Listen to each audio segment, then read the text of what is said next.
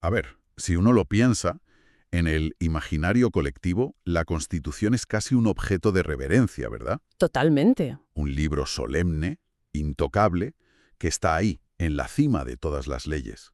Es el texto al que todo el mundo apela en los grandes discursos, casi como si tuviera propiedades mágicas. Sí, se ha creado un mito a su alrededor, el de un documento sagrado que está ahí para ser admirado. Exacto. Pero la idea que vamos a explorar hoy, basándonos en el material de análisis, es mucho más práctica y, en mi opinión, mucho más potente. A ver, Una constitución no sirve para ser citada, sirve para tomar decisiones. No es una pieza de museo, es una herramienta. pues esa es la misión de nuestro análisis de hoy, desmontar el mito para entender la herramienta.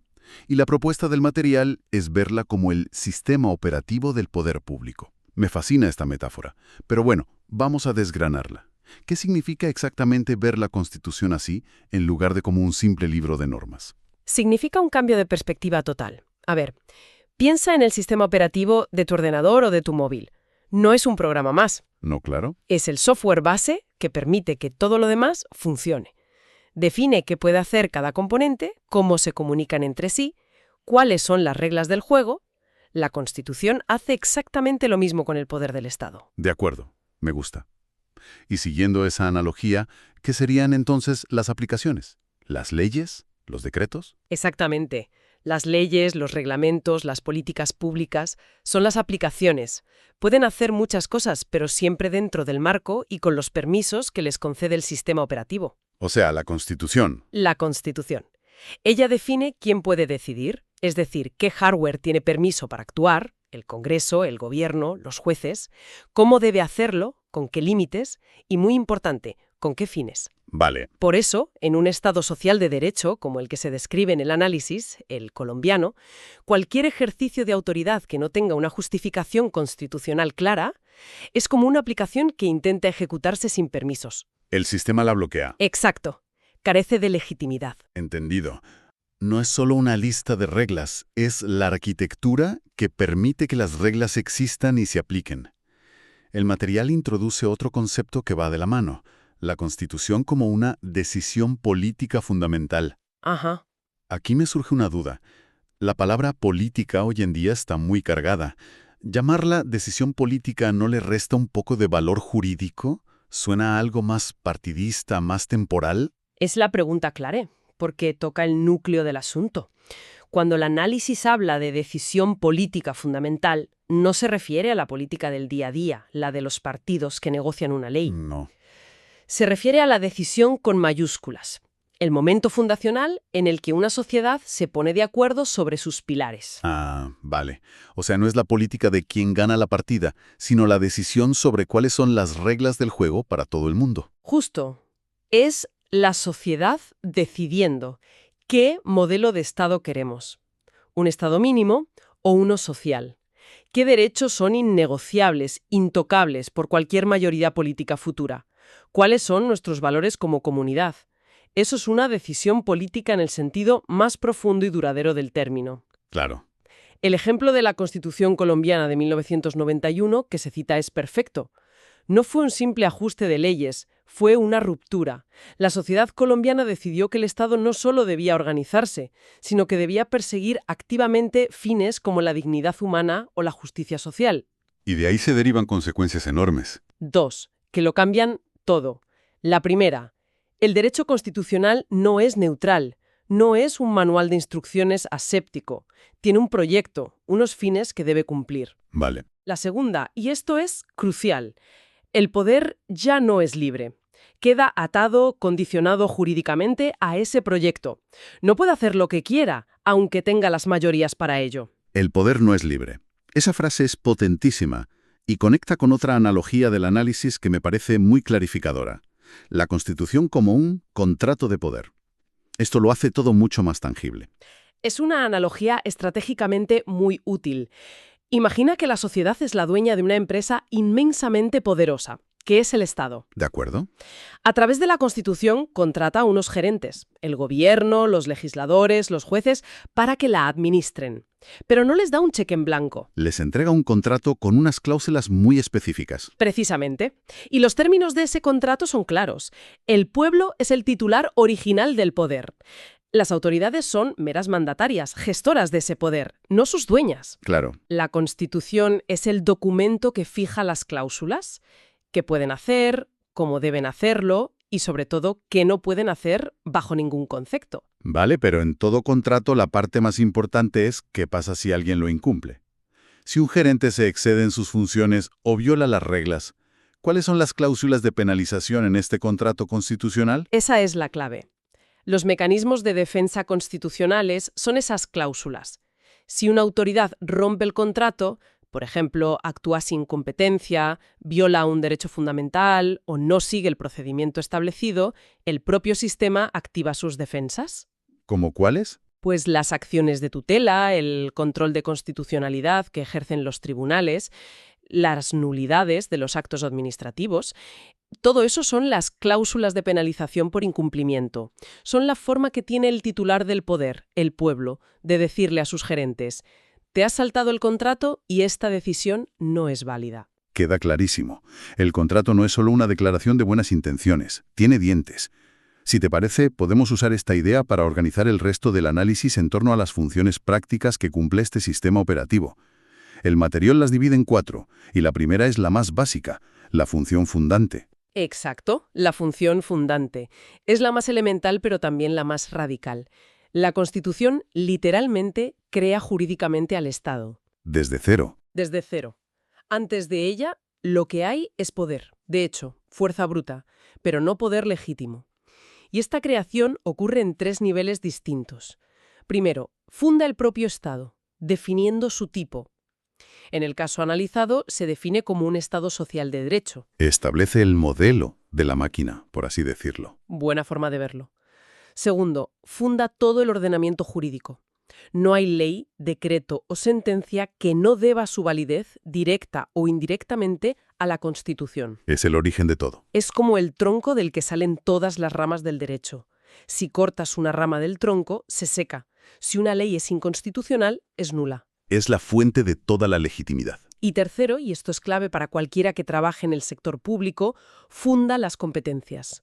No solo crea instituciones como un ministerio o un tribunal, sino que les asigna qué pueden y qué no pueden hacer. Esto es fundamental. En derecho público, esto es absoluto. Actuar sin tener la competencia asignada por la Constitución o la ley no es solo un error administrativo, es un acto ilegítimo, nulo de pleno derecho. De ahí se deriva una máxima que el material subraya y que es demoledora. Sí, en el Estado constitucional el poder no se presume, se demuestra. Cualquier autoridad tiene que poder mostrar el artículo de la Constitución o de la ley que le permite hacer lo que está haciendo. Si no puede, no tiene poder para hacerlo. Fin de la historia. Vale, entiendo la función de crear, de fundar el poder. Pero honestamente eso me suena peligroso. Crear poder sin control es la receta para el desastre. ¿Cómo aborda la Constitución su propia creación? ¿Cómo se pone a sí misma una correa? Tu pregunta nos lleva directamente a la segunda función, que es la respuesta histórica a ese miedo.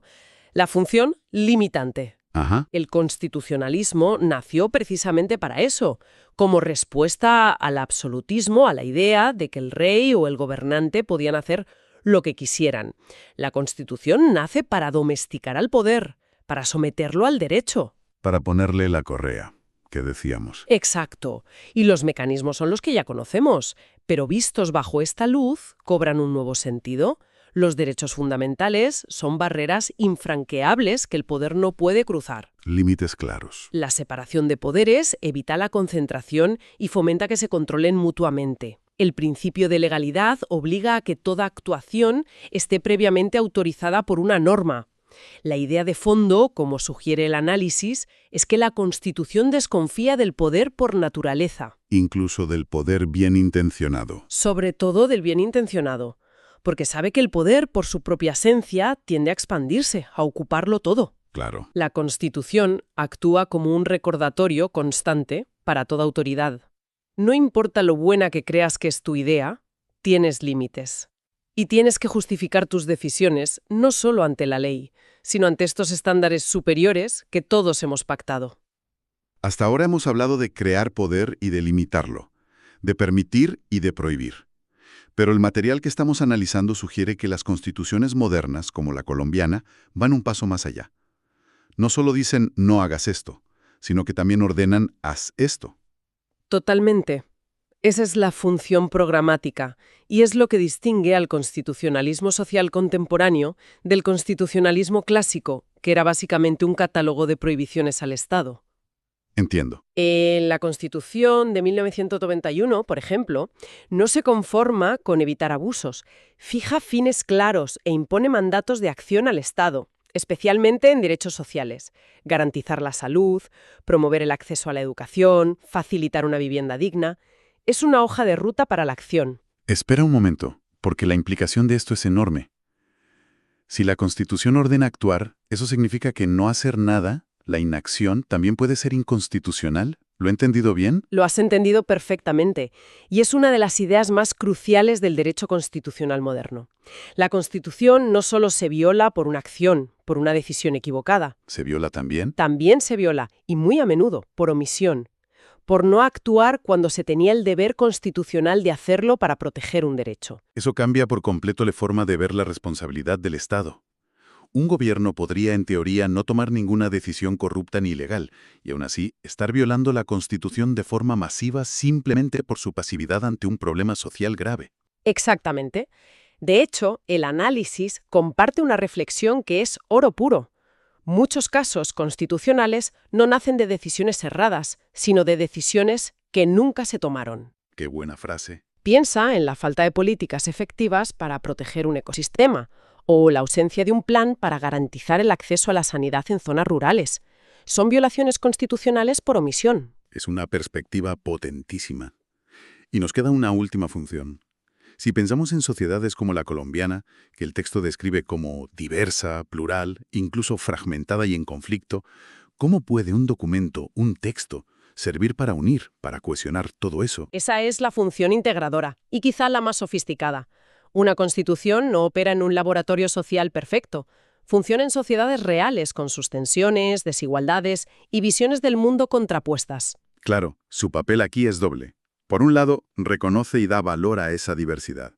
No intenta que todos seamos iguales, sino que crea un marco donde la pluralidad étnica, cultural y política pueda coexistir. O sea, no impone una única forma de ser, sino que establece las reglas para que muchas formas de ser puedan convivir. Eso es. Y por otro lado, que es lo más importante, canaliza los conflictos por vías institucionales y jurídicas. Las sociedades siempre tienen conflictos, es algo natural. Inevitable. El objetivo de la Constitución no es eliminarlos.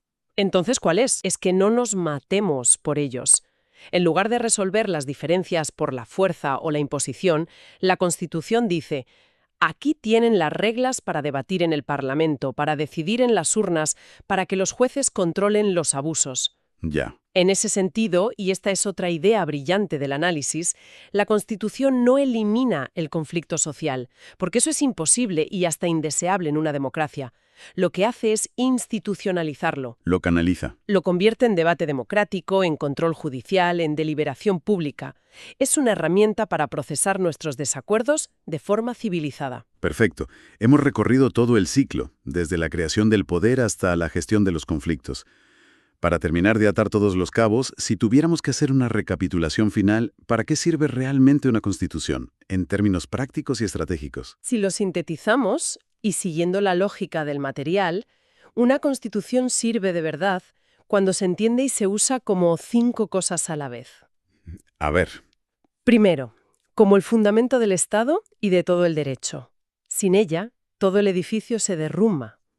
Segundo, como un límite efectivo al poder, una barrera real contra la arbitrariedad. El contrato que protege al ciudadano. Tercero, como un programa normativo que obliga al Estado a actuar para transformar la sociedad y garantizar derechos. Cuarto.